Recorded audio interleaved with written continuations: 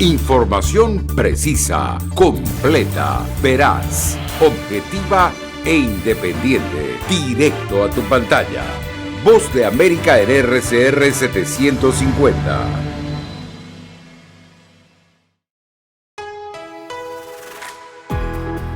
La Voz de América presenta Buenos días, América. Desde Washington, la actualidad informativa. El presidente Joe Biden está de regreso en Washington luego de visitar Ucrania y Polonia y reiterar el apoyo al pueblo ucraniano y su condena al presidente Vladimir Putin. La guerra en Ucrania y la cobertura informativa, junto a los riesgos que corren los periodistas a un año del inicio de la invasión. Y un reportero de televisión y una niña de 9 años están entre las víctimas de una cadena de tiroteos en Orlando, Florida. Hoy es jueves 23 de febrero de 2023. Soy Héctor Contreras y junto a Yoconda Tapia les damos la más cordial bienvenida. Aquí comienza nuestra emisión de Buenos Días, América.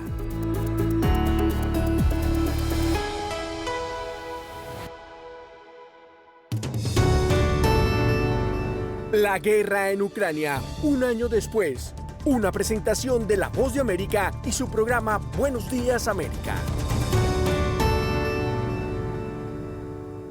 El presidente Joe Biden remarcó el respaldo de Estados Unidos a Ucrania y condenó una vez más las acciones de Rusia, ponderando a los ucranianos que permanecen firmes frente a la invasión. Celia Mendoza es la enviada especial de La Voz de América a Varsovia, en Polonia, y tiene el resumen del viaje presidencial.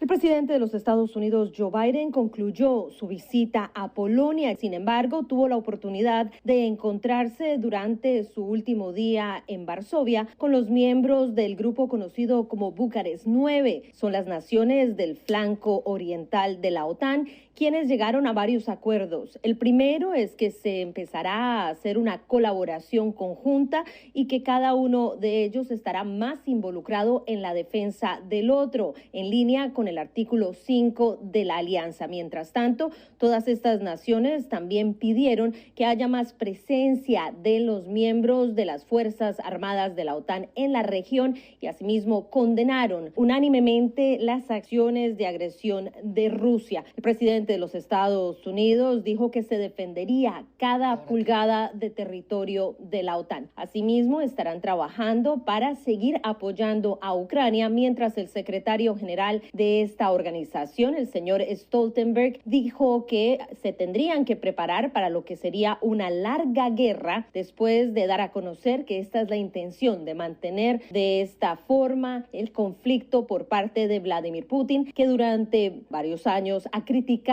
la existencia de la OTAN y lo ve como una amenaza existencial al pueblo ruso. Es por ello que da importancia el hecho de su reunión con el canciller de China, donde ratificaron acuerdos bilaterales y hablaron acerca de lo que sería un incremento en la colaboración de estas dos naciones. Esto se da en el contexto de este voto que se dará durante esta jornada en la sesión de emergencia de la Asamblea General de Naciones Unidas, donde se estaría condenando a Rusia por la invasión. Informó Celia Mendoza de La Voz de América desde Varsovia, Polonia. Sintonizan Buenos Días, América, un programa de La Voz de América. En otra información, desde el año pasado, miles de periodistas extranjeros llegaron desde diferentes rincones del mundo para cubrir la guerra en Ucrania y algunos de sus colegas ucranianos decidieron quedarse en su país para desplazarse a las zonas donde se libran los más fuertes combates, y esto ha hecho que cambien instantáneamente sus posiciones de reporteros a corresponsales de primera línea, una situación que resulta muy arriesgada. Los corresponsales veteranos como el fotoperiodista Paul Conroy, que es parte del conocido Frontline Club de Londres, dice que esta guerra es como ninguna otra en la memoria reciente. Estuve en Bakhmut y Soledar hace 1 o 2 semanas y, para ser honesto, resultó ser más de lo que me imaginé. Fue la Segunda Guerra Mundial, en comparación con muchas de las guerras que he cubierto, guerras civiles, guerras pequeñas, grupos rebeldes que luchan contra el ejército, pero esto es como una guerra total. Ya sabes, artillería muy pesada, dijo. El conflicto atrajo a un gran número de trabajadores autónomos a Ucrania, entre ellos jóvenes periodistas entusiastas que pretenden hacerse un nombre por sí mismos en las zonas de guerra. Pero la falta de preparación puede ser mortal, por lo que el Frontline Club y otros grupos les brindan apoyo, como relata Olga Letniashik, trabajadora del Centro de Libertad de Prensa de Lviv en el oeste de Ucrania. Podemos proporcionarles chalecos, cascos, botiquines médicos. También los ayudamos a desarrollar capacidades brindándoles algunos entrenamientos. Sin embargo, no hay forma de prevenir todas las lesiones o muertes en el campo, sin importar cuál bien capacitados estén los periodistas, dice Dima Klichelko, una periodista independiente que está en la zona de combate y en entrevista con La Voz de América dijo que no hay una forma realmente segura de estar en la guerra, especialmente en esta guerra, porque esta guerra es brutal, hay bajas civiles y sus casas reciben disparos de misiles, dijo textualmente. Y ahora continuamos con nuestra serie y Judith Martín Rodríguez aborda el tema de ser corresponsal de guerra, que implica arriesgarse a perder la vida. Y hoy ponemos nuestra atención sobre aquellos que con su encomiable y a veces temeraria labor nos acercan a la verdad en el conflicto en Ucrania. Como en todos los conflictos bélicos, la guerra de Ucrania se está librando en diferentes escenarios, en el actual campo de batalla, pero también en el ámbito diplomático y, como no, en la esfera mediática. Y es en este último donde la figura del periodista toma especial relevancia. Y es que sin reporteros locales o internacionales, sin corresponsales de guerra o enviados especiales, sería mucho más complicado averiguar la verdad, siendo esta la primera víctima cuando llega la guerra. Como dijo el senador estadounidense Hiram Johnson en 1917, hace más de 100 años, durante la Primera Guerra Mundial. En esta ocasión, desde el inicio de la ofensiva rusa sobre Ucrania, y según ha podido verificar Reporteros Sin Fronteras, hasta 8 periodistas han sido asesinados mientras ejercían su labor y casi una veintena han sido heridos de bala. La Voz de América tuvo la oportunidad de conversar con Alfonso Bauluz, presidente de Reporteros Sin Fronteras en España, y nos comentó algunos de los principales desafíos que enfrentan los profesionales de la información a la hora de cubrir esta guerra, y destacó la decadente situación económica de los medios cuando muchos prescindieron de la sección internacional. La mayoría, nosotros lo hemos constatado, no están en condiciones de hacer una cobertura indefinida con periodistas sobre el terreno del propio staff, de la propia plantilla de los medios. ¿Qué ha pasado? Que recurren a los colaboradores, a los stringers, a los freelance, pero normalmente, salvo algunas excepciones honrosas, las condiciones retributivas son ínfimas. Al mismo tiempo, según señala Bauluz, el conflicto en territorio europeo presenta características particulares y destacó la demanda informativa. El interés que despierta en las opiniones públicas, en este caso de los países occidentales, los países más desarrollados, en tanto en cuanto esta guerra sí repercute en su economía, en su confort, si supone una amenaza a la estabilidad y a la seguridad de esos países, y además, bueno, es evidente que una potencia nuclear como Rusia pues puede intimidar a muchos países, tiene el alcance absoluto. No cabe duda de que ofrecer información confiable en medio de un conflicto bélico es uno de los oficios más peligrosos del mundo, y las cifras así lo reflejan. Desde La Voz de América, este es nuestro pequeño homenaje a quienes nos ayudan a comprender la magnitud de los misiles, nos permiten escuchar las voces de civiles silenciadas y ser testigos de la oscuridad que queda en territorio invadido. Judith Martín Rodríguez, Voz de América.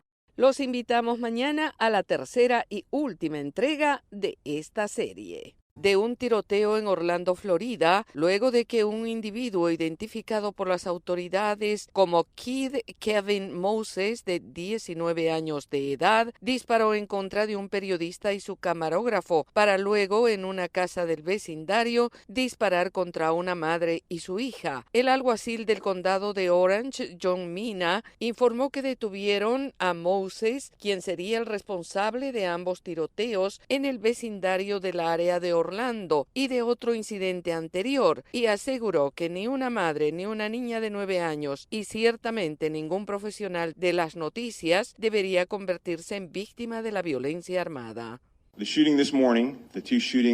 El tiroteo de esta mañana, el ataque contra los dos reporteros y el tiroteo de la madre y la niña de 9 años están todos conectados. El mismo sospechoso, el señor Moses, es responsable de todos los tiroteos. Ha sido acusado formalmente de asesinato y esperamos otros cargos por todas las demás víctimas. Además del periodista de Spectrum News 13 y la niña de 9 años, un miembro del equipo de televisión y la madre de la menor resultaron heridos durante el segundo tiroteo y ambos se encuentran en estado crítico en un hospital local. El alguacil Mina aseguró que era un horrible día para su comunidad y dijo textualmente: para nuestros socios de los medios. Las autoridades dijeron que aún no tienen un motivo inmediato para ninguno de los tiroteos y aún no está claro si Moses sabía que eran medios de comunicación. Todavía estamos tratando de resolver todo eso, dijo el alguacil Mina, añadiendo que el vehículo de News 13 no se parecía a una camioneta de noticias típica con marcas de estaciones de televisión. Las noticias siguen. El presidente López Obrador pide al exsecretario de Seguridad, Genaro García Luna, que testifique sobre su relación con el narcotráfico, mientras senadores mexicanos piden cuentas al expresidente Felipe Calderón.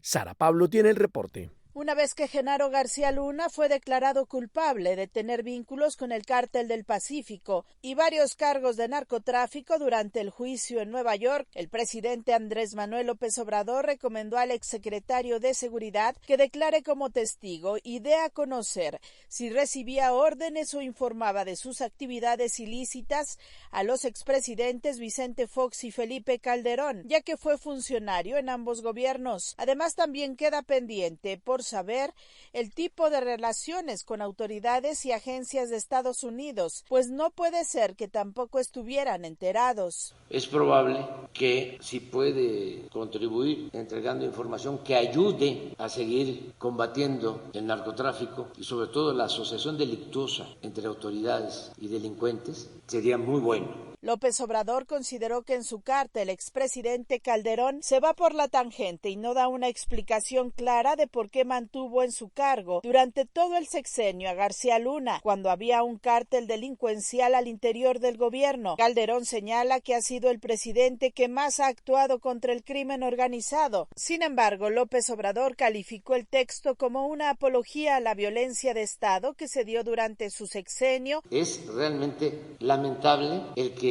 se tenga el cinismo de defender eso y llamarle a eso valentía. El Partido Acción Nacional, que gobernó en ese periodo, ha guardado silencio sobre el tema, mientras que senadores y diputados de Morena exigieron a Calderón que rinda cuentas. Sara Pablo, Voz de América, Ciudad de México. Sintonizan La Voz de América y continúan las noticias. Autoridades peruanas coordinan con sus pares estadounidenses las acciones para ejecutar la extradición del expresidente Alejandro Toledo. Silvia González en el reporte.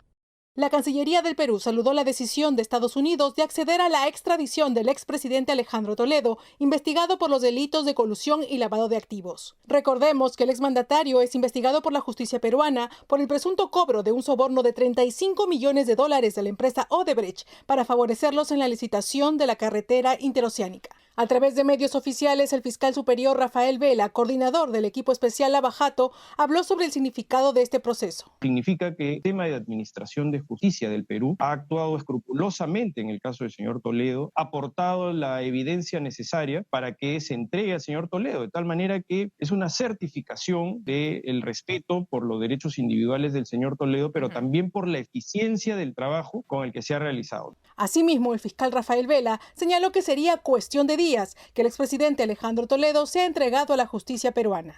Por su parte, la exministra de Justicia, Marisol Pérez Tello, que envió el caso en una primera etapa, dijo: esto no es una persecución política, esto es justicia. Y además se han seguido los parámetros y los estándares más altos del debido proceso, como debe ser. Tengamos toda la certeza de que va a venir. Y va a estar acá y va a terminar en la cárcel, que es donde deben terminar todas las personas que cometen delitos. Cabe precisar que el Ministerio Público ha informado que la Oficina de Cooperación Judicial Internacional y Extradiciones está coordinando con las autoridades nacionales y extranjeras para la próxima ejecución de la extradición del ex jefe de Estado Alejandro Toledo. Silvia González, Voz de América, Perú. En tanto, autoridades de Ecuador trabajan para que Guayaquil salga del ranking de las ciudades más violentas del mundo. Giselle Jacome tiene el reporte.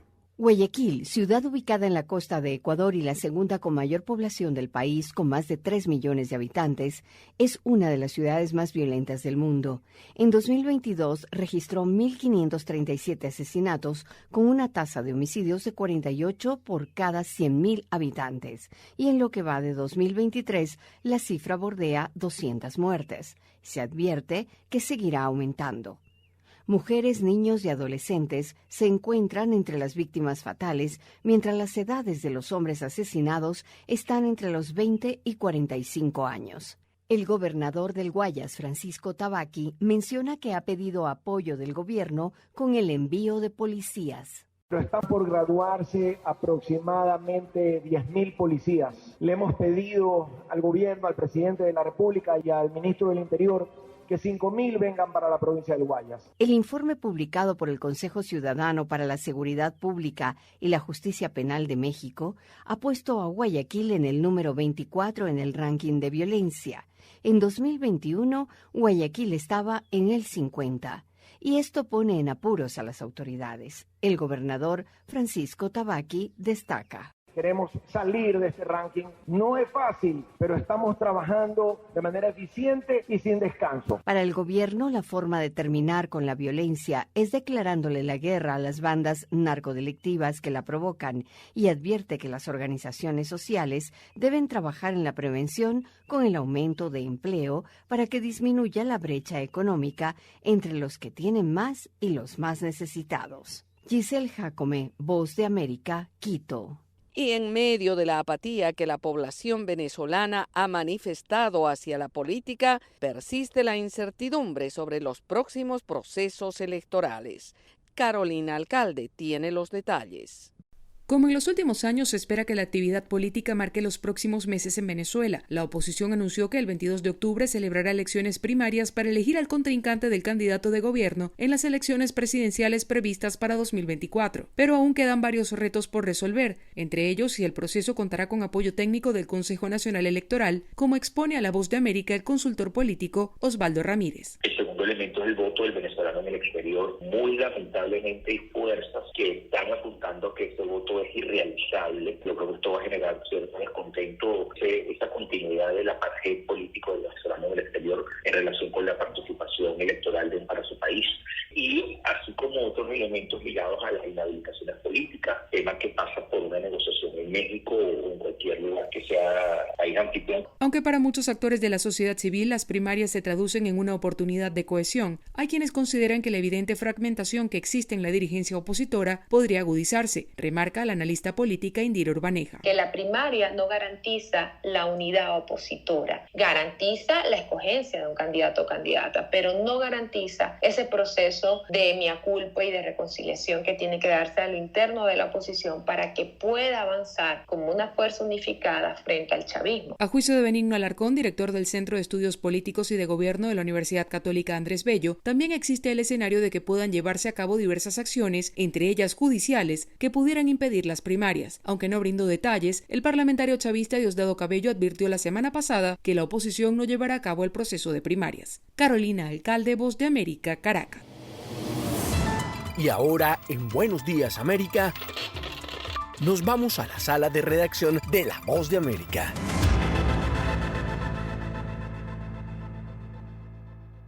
Por otra parte, la pandemia del COVID-19 dañó el desarrollo cognitivo y los ingresos a lo largo de la vida de niños y jóvenes, poniendo en peligro el bienestar de generaciones, advierte el Banco Mundial. Esta es una actualización de nuestra sala de redacción. Los impactos a largo plazo de la pandemia del COVID-19 continúan analizándose en el mundo luego de más de 3 años de afectaciones y según un estudio publicado recientemente por el Banco Mundial, además de provocar la muerte de millones de personas, también ocasionó un colapso masivo del capital humano en momentos críticos del ciclo de vida, descarrilando el desarrollo de millones de niños y jóvenes en países de bajos y medianos ingresos. El informe del Banco Mundial denominado Colapso y Recuperación, como el COVID-19 erosionó el capital mental humano y qué hacer al respecto, analiza datos globales sobre los impactos de la pandemia en menores en etapas claves de desarrollo, primera infancia, edad escolar y juventud, y encontró que los estudiantes de hoy podrían perder hasta el 10% de sus ganancias futuras debido a la crisis educativa, mientras que el déficit cognitivo en los niños pequeños de hoy podría traducirse en una disminución del 25% en los ingresos cuando estos sean adultos. Joana Silva, coautora del estudio del Banco Mundial, explicó.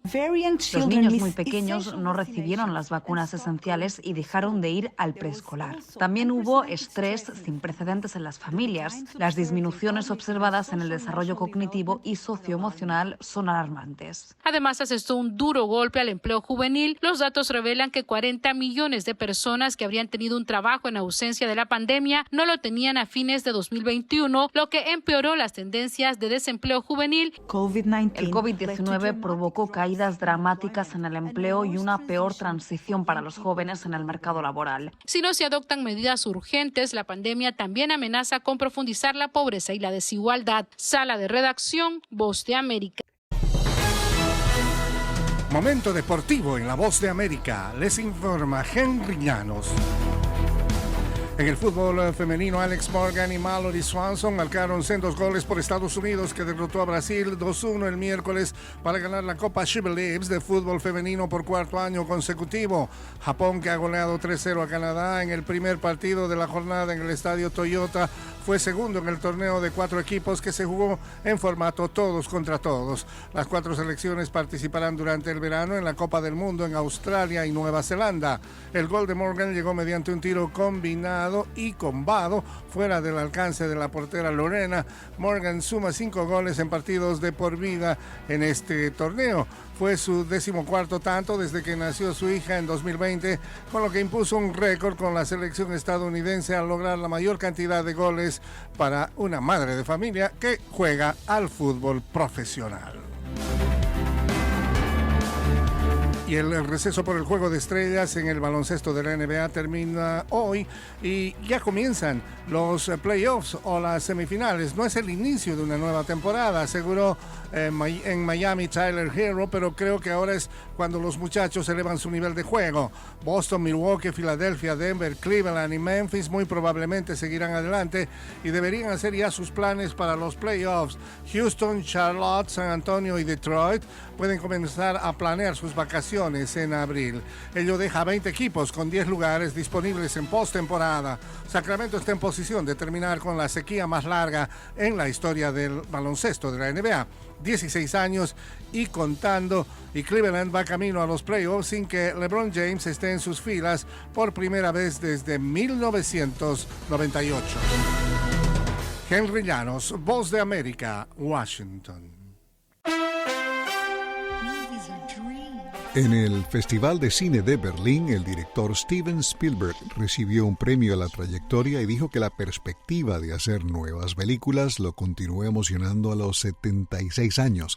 Además, reveló detalles de una serie que tiene prevista para HBO. El director, cuyos créditos incluyen E.T., The Extraterrestrial y Jaws, hizo en los últimos años 2 películas consecutivas, la semi-autobiográfica nominada al Oscar de este año The Fabelmans y West Side Story, basada en el clásico musical de Broadway.